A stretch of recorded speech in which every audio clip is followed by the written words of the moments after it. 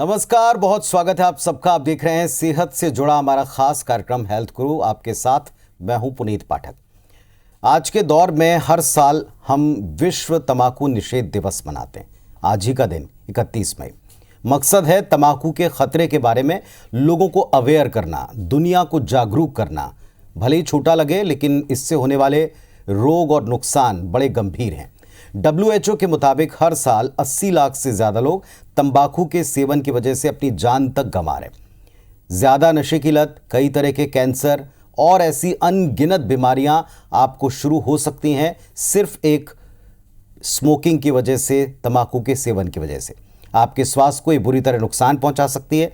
यहाँ तक कि जो लोग स्मोक नहीं करते खुद, लेकिन पैसिव स्मोकिंग का शिकार होते हैं, उनकी सेहत पर भी बड़ा ही बुरा असर पड़ता है।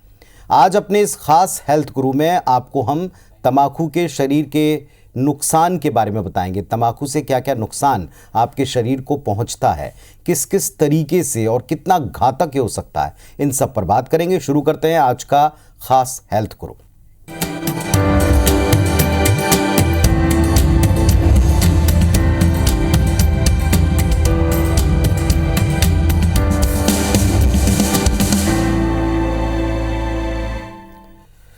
तो तंबाकू हमारे शरीर को अस्वस्थ बनाती, सबको पता है। उसके हर एक पैकेट पर बड़े बड़े चित्रों के साथ अंकित है, लेकिन फिर भी हम कई बार समझते नहीं, समझना नहीं चाहते। ज़्यादा जानकारी इसके बारे में होना बहुत आवश्यक है कि ये कैसे कैसे और कितनी हद तक हमको नुकसान पहुंचाती है। आज हमें यही सब एक्सप्लेन करने के लिए, समझाने के लिए एक्सपर्ट के तौर पर मौजूद हैं radiation oncologist doctor Rajendra Patel sir. नमस्कार राजेंद्र जी, बहुत बहुत स्वागत है। और हमारे साथ में है head and neck onco surgeon doctor Yash Chadha ji. Doctor साहब, आपको भी नमस्कार, स्वागत है आपका। आज का ये जो खास हमारा 31 मई का विश्व तंबाकू निषेध दिवस है, इस पर आप दोनों से हम चर्चा करेंगे। सबसे पहले डॉक्टर चड्ढा, जिस तरीके से आज के दिन को चुना गया, इसकी ज़रूरत क्यों पड़ी? क्यों विश्व में इस एक दिन पर हमको तंबाकू निषेध का मैसेज देना पड़ रहा है?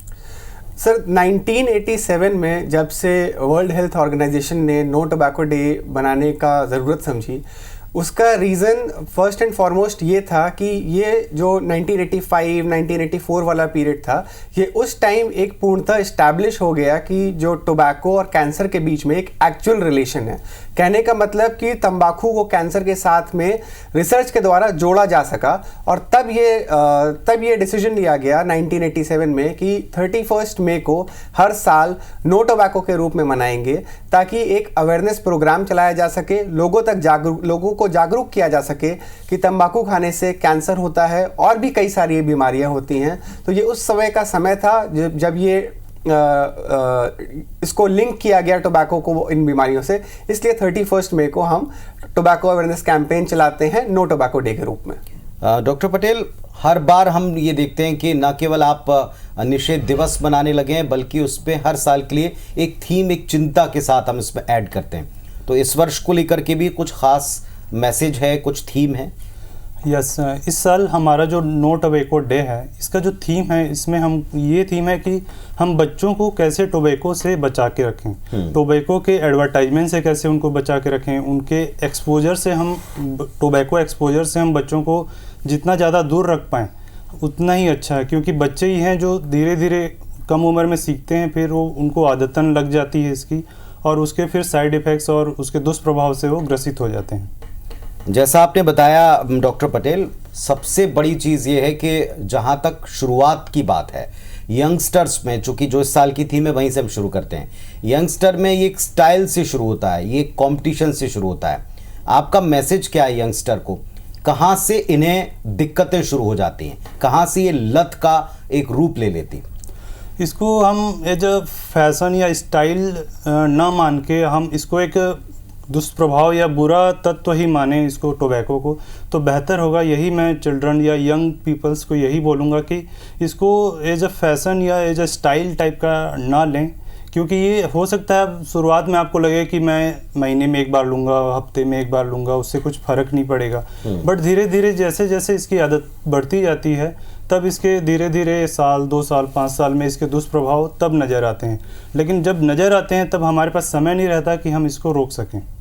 एक और बड़ी चिंता डॉक्टर यश आज के दौर में हमको ये दिखती है कि हम पहले कहा करते थे कि महिलाएं 2 घरों को संभालती हैं, लेकिन आजकल यंगस्टर्स में स्पेशली जो गर्ल्स गैंग है या गर्ल्स ग्रुप है, गैंग थोड़ा सा नेगेटिव साउंड करता है, लेकिन जो उनका ग्रुप है उसमें भी स्मोकिंग की हैबिट देख रही हैं, उसमें भी एक इस तरीके के नशे को आजकल बुरा नहीं माना जाता, थोड़ा स्टाइलिश माना जाता है। ये कितना घातक है, कितना नुकसानदायक, specially for women's and girls? Sir, tobacco usage को अगर हम जेंडर डिस्क्रिमिनेशन ना करें तो ही बेहतर होगा, क्योंकि इसमें कोई जेंडर डिस्क्रिमिनेशन वाली बात है नहीं। टोबैको उतना ही घातक किसी महिला के लिए है जितना पुरुष के लिए है। ये हमारे समाज में एक थोड़ी सी ये है कि अगर कोई फीमेल उसको यूज़ कर रही है तो उसे ज़्यादा ख़राब माना जाएगा, बजाय कोई अगर मेल उसको यूज़ कर रहा है, बट वो भी उसके लिए उतना ही ख़राब है। जस्ट बिकॉज कि हमको इसको समाज में देखने की आदत नहीं है, एटलीस्ट इंडियन सब कॉन्टिनेंट में, जहाँ पे female usage of tobacco relatively कम है। और इसका एक सीधा अंदाज़ा इससे भी लगाया जा सकता है कि जो मुंह और गले में होने वाले कैंसर हैं वो हर मेल के कंपैरिजन में फीमेल को 4:1 के रेशियो में होते हैं। मतलब 4, अगर 4 मेल को कैंसर होगा तो 1 फीमेल को होगा। उसका सीधा सा रीज़न एक सिंपल है कि क्योंकि फीमेल में टोबैको यूसेज कम है। और इसको जेंडर डिस्क्रिमिनेशन बिल्कुल नहीं करें, ये दोनों के लिए उतना ही घातक है। तो इसको हम दूसरे तरीके से देखें कि वर्ल्ड नो टोबैको डे को अवेयरनेस के रूप में मनाएं, तो it's better for all of us. चलिए अब ज़रा सभी के लिए, अब मैं आपने जो कहा है बिल्कुल उसी पर फॉलो करते हैं, लेकिन यहाँ जिस मध्य भारत में हम रहते हैं वहाँ तंबाकू सेवन के बहुत अलग अलग तरीके हैं। मंजन से शुरू करके उसके अनेक प्रकार हैं, धुएं के फॉर्मेट में हर तरीके से इसे लिया जाता है। कैसे नुकसान की शुरुआत होती है शरीर को, किन किन अंदरूनी अंगों को ये सीधे अटैक करता है? ये इसके बारे में बात करना बहुत ज़्यादा ज़रूरी है, क्योंकि तंबाकू टोबैको को 2 फॉर्म में कंज्यूम किया जाता है। एक स्मोकिंग फॉर्म है और एक स्मोकलेस फॉर्म है।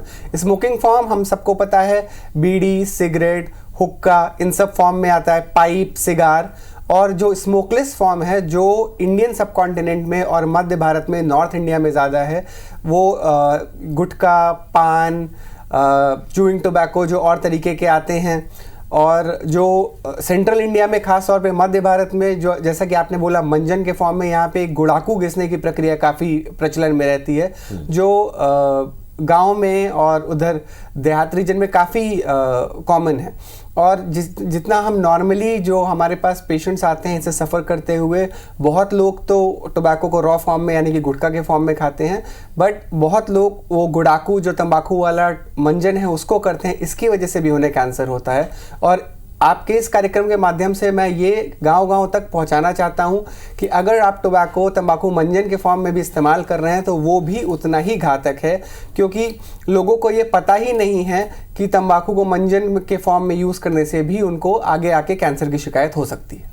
डॉक्टर यश, किस किस प्रकार के कैंसर अभी ज़्यादातर हम देखते हैं टोबैको की वजह से हो रहे हैं? उनके शुरुआती सिम्टम्स क्या हैं? कैसे आप पहचाने कि अब आपको डॉक्टर के पास जाना पड़ेगा, या जो मरीज़ आपके पास आते हैं उनके कॉमन सिम्टम्स क्या दिखते हैं?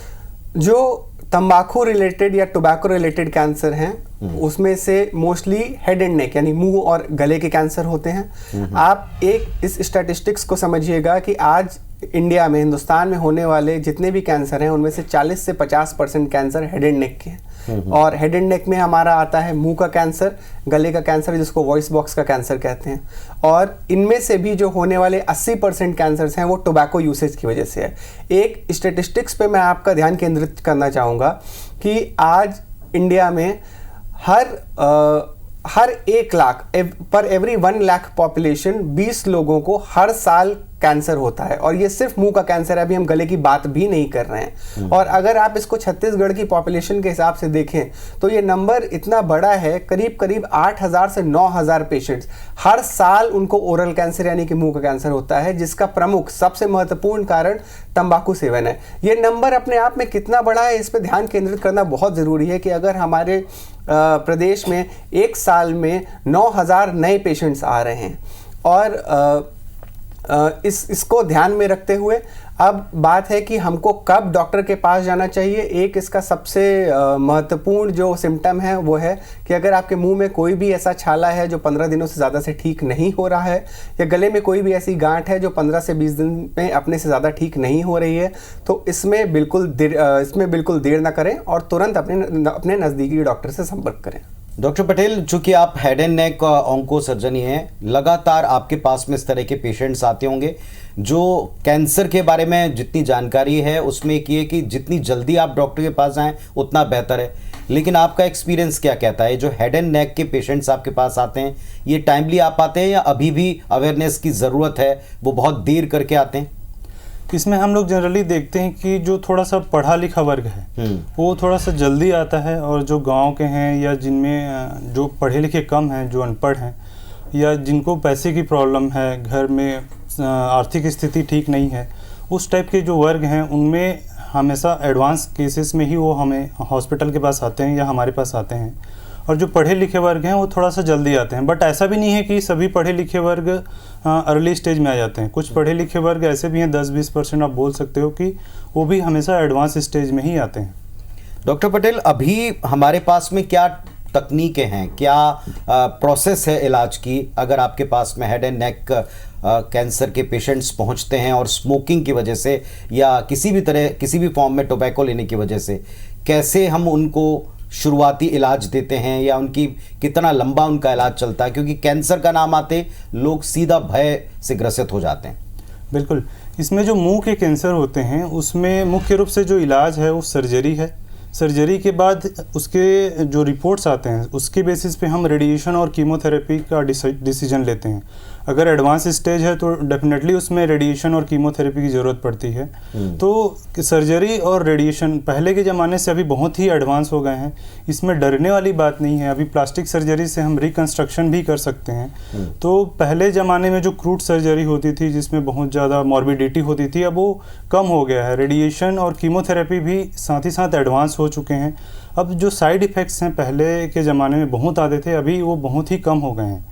इसके अलावा हम हेड एंड नेक सर्जरी में, हेड एंड नेक कैंसर में हम गले के कैंसर की बात करें तो उसमें मुख्य रूप से जो इलाज होता है वो रेडिएशन और कीमोथेरेपी होता है। तो आज के डेट में हम देखें तो ट्रीटमेंट बहुत ही एडवांस हो चुका है। तो रेडिएशन से लेकिन काफ़ी सारे लोग बड़ा डरते हैं, उनको लगता है कि जो पुराने समय में, जैसा आप भी बता भी रहे हैं, मैं चाहूँगा कि आप ये अच्छा प्लेटफॉर्म है, आप लोगों को बताएं कि कैसे पहले और अब में थोड़ा फ़र्क आया है। क्योंकि लोग ये मानते हैं कि कैंसर के ट्रीटमेंट में सबसे ज़्यादा ख़तरनाक अगर कोई स्टेज है तो वो ये रेडिएशन के सेशंस हैं, अलग अलग, जो लंबे भी चलते हैं, खर्चीले भी होते हैं और संभवतः इसमें बहुत से प्रिकॉशन लेने पड़ते हैं, शरीर को एक तरह से पूरा सुखा देते हैं।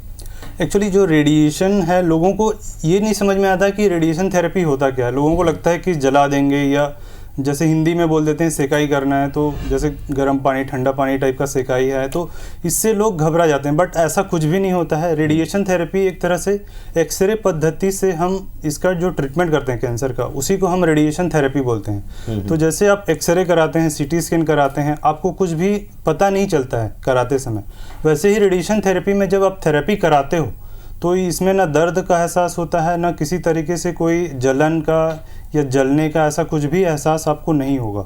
तो इससे आप घबराइए नहीं, और अगर ज़रूरत है तो डेफिनेटली इसको कराना ही कराना है।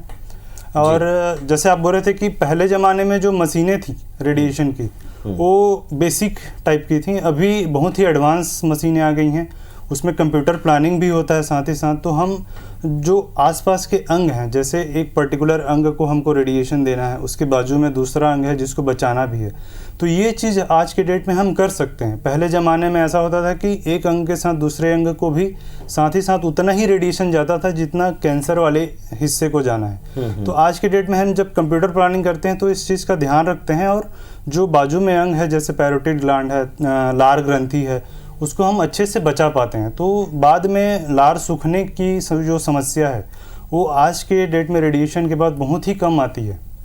चलिए, तो आप इस बात को अगर दिमाग में बिठाएं कि इससे आपको बहुत दिक्कत होने वाली है, तो ये डॉक्टर साहब को आप सुन के थोड़ा रिलैक्स हो सकते हैं। और साथ ही साथ हम आपको नारायणा हेल्थ की MMI रायपुर की टीम के कुछ नंबर फ्लैश कर रहे हैं। आप इस पर सीधे संपर्क करके अगर आपको कोई भी शंका है, आपके जहन में कोई प्रश्न रह जाता है, तो आप बेझिझक यहाँ कॉल कीजिए, डॉक्टर्स की टीम से मिलिए, ताकि ये आपको बता पाएँ कि आपकी स्पेसिफिक समस्या का निदान क्या है। हमारे साथ में जो दोनों एक्सपर्ट मौजूद हैं उनको आप ध्यान से सुनें और अपने लोगों तक भी आप इसे अवश्य पहुंचाएं। डॉक्टर चड्ढा, एक सबसे इम्पॉर्टेंट है फेफड़ों का कैंसर, और आफ्टर कोविड ये माना जा रहा है कि फेफड़ों को लेकर के लोग थोड़ा अवेयर तो हुए हैं कुछ कुछ चीज़ों को लेकर, लेकिन अभी भी बहुत आवश्यकता है। क्या इसके बाद ये समस्या और बढ़ी है? फेफड़ों से रिलेटेड बीमारियों के बीच में क्या इससे रिलेटेड कैंसर्स भी बढ़े हैं? क्या इसमें टोबैको का कंट्रीब्यूशन नुकसानदायक, ये ज़्यादा देखते हैं आप? सर देखिए, इसमें तो कोई भी डाउट नहीं है कि लंग कैंसर का प्राइमरी रीज़न इज़ स्मोकिंग, चाहे वो किसी भी फॉर्म की स्मोकिंग हो, बीड़ी हो, सिगरेट हो, हुक्का हो। हमारे बेल्ट में ये जो सेंट्रल इंडिया वाला बेल्ट है, इसमें रिलेटिव नंबर अगर आप देखेंगे तो लंग कैंसर के रिलेटिव नंबर्स आपको कम मिलेंगे बजाय नॉर्दर्न इंडिया के, जहाँ पे लेट्स से अगर हरियाणा वाला स्टेट है जहाँ पे हुक्का का प्रचलन ज़्यादा होता है। But in spite of that भी अच्छे खासे नंबर्स हैं यहाँ पे।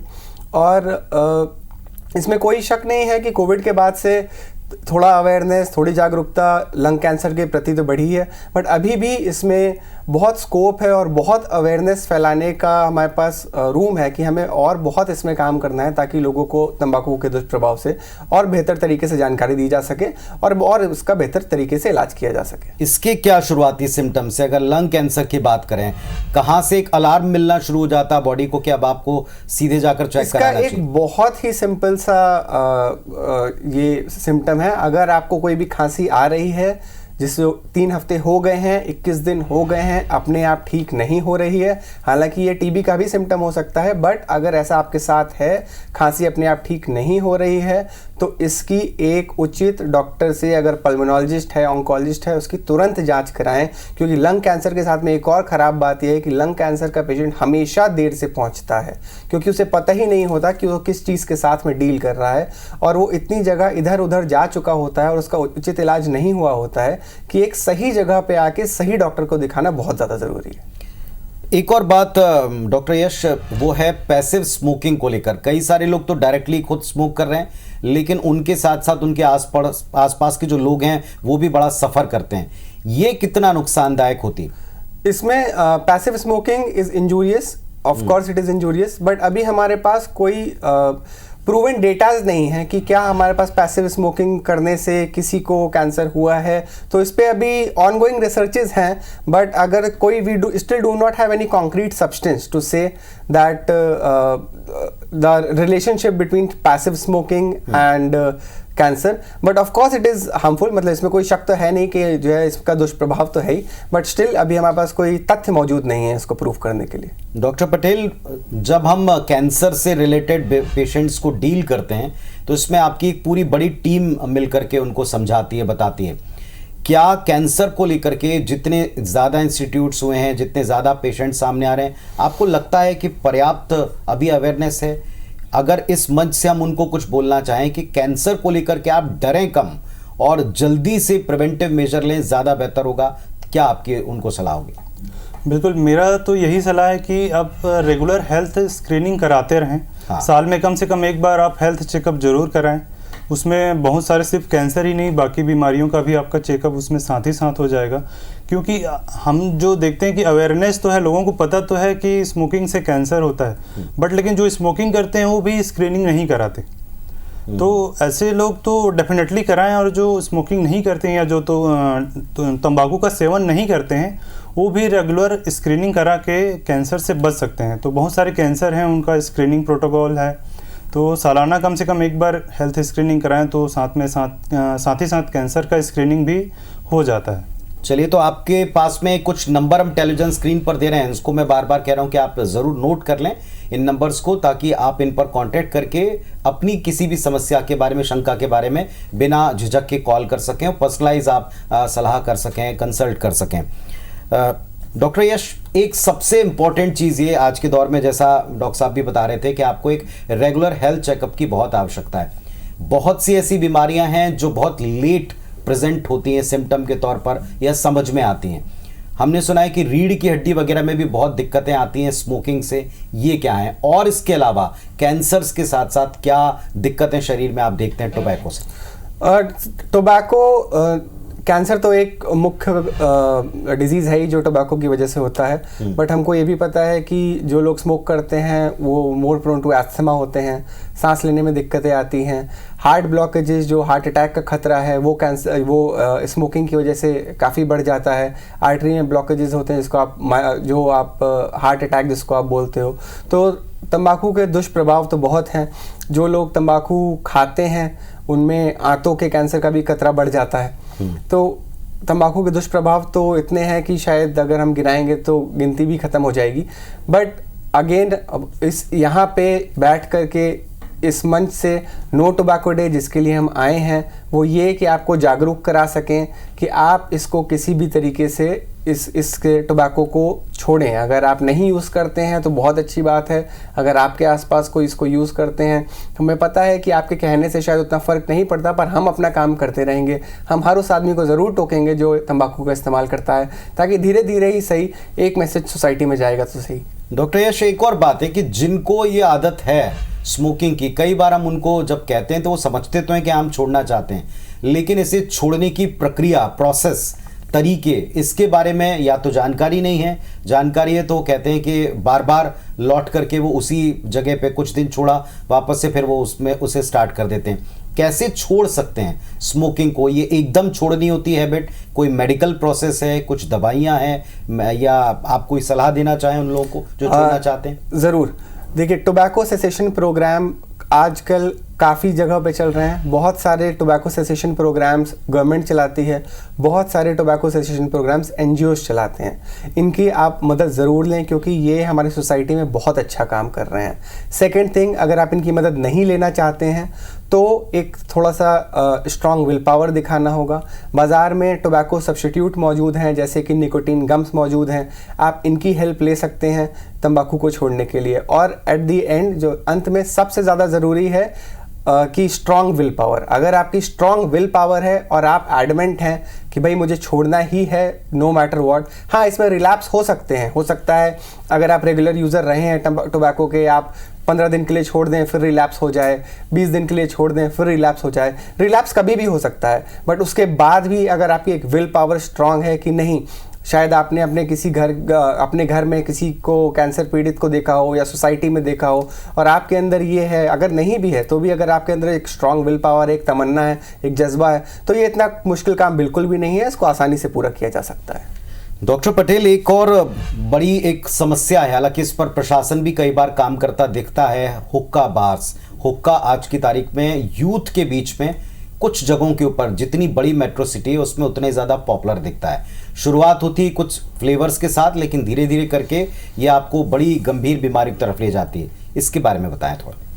जैसे हुक्का है, ई सिगरेट है, इसमें होता है क्या कि लोगों को लगता है कि इसमें ज़्यादा हानिकारक तत्व मौजूद नहीं है, बट जो उसका जो लेने का तरीका है जिसमें हम डीप इनहेल करते हैं, उसको अच्छे से सक करना पड़ता है, तो उससे क्या होता है कि जो भी उसके हानिकारक तत्व हैं वो आपके फेफड़े के अंदर तक जाते हैं। तो इससे क्या हुआ, हम जो देखते हैं रिसर्च में आया कि पहले जो लंग में जो कैंसर होते थे, जिस टाइप का होता था, पहले स्क्वैमस सेल कार्सिनोमा ज़्यादा होते थे, अभी वो धीरे धीरे इस ट्रेंड के चलते एडिनोकार्सिनोमा में चेंज होते जा रहे हैं। तो ऐसा नहीं है कि आप कैंसर से बच रहे हो, बस टाइप चेंज हो रहा है, बट वो दोनों ही सेम टू सेम आपके लिए हानिकारक हैं। एक फाइनल मैसेज डॉक्टर यश आप क्या देना चाहेंगे सबको आज के दिन पर? आज के दिन, नो टोबैको डे के दिन, एक फाइनल मैसेज ये है कि अगर आप तंबाकू यूज़ करते हो तो उसे तुरंत छोड़िए। इससे आप सिर्फ अपना ही नहीं बल्कि एक सोसाइटी का भी बहुत गहरा नुकसान कर रहे हैं। चलिए, आई एम श्योर कि आपने वो नंबर नोट किए होंगे और दोनों डॉक्टर साहब को, एक्सपर्ट्स को आपने ध्यान से सुना होगा। आज का दिन, आज का मैसेज बिल्कुल क्लियर है। टोबैको किसी भी फॉर्म में आपके लिए हानिकारक ही है। ये आपके शरीर को, सोसाइटी को, परिवार को नाश करके ही दम लेगी, इसलिए इससे जितना दूर रहें, जितनी जल्दी इसे छोड़ दें उतना बेहतर। आप दोनों का सर बहुत बहुत धन्यवाद अपना समय देने के लिए और सवालों के इतने आसानी से जवाब देने के लिए। बहुत धन्यवाद sir, thank you so much.